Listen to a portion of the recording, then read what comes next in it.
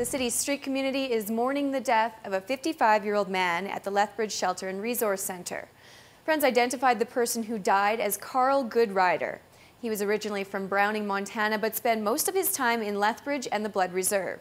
As Terry Vogt discovered, Goodrider was well-liked and respected by others on the street.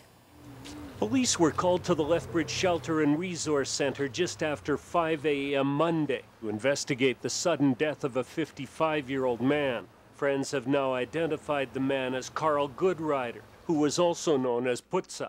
Putza is Blackfoot for friend, and Putza was a friend, and known Carl for 20 years. Streets Alive director Ken Kissick says at one time Goodrider worked for him at the Christian Mission. He also served as foreman for a program that hired people from the emergency shelter to clean up streets in the downtown area. There's a real struggle because we saw Carl succeed and then get dragged back in. And I mean, there are so many things that they have to overcome. I spent a lot of time with the street people and got to know most of them. And Butza was a very peaceful guy. He just minded his own business.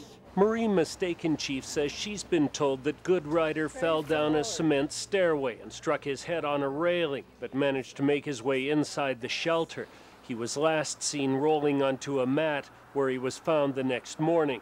Mistaken Chief says she was told the incident was reported to staff, but she wonders if anyone checked overnight to see how he was doing.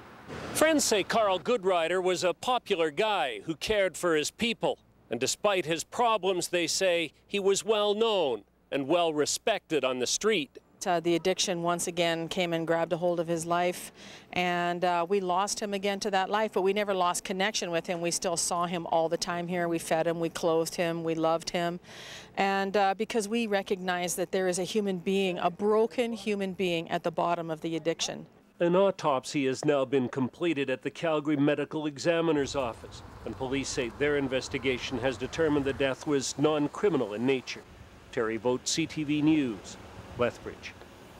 Funeral arrangements have yet to be completed.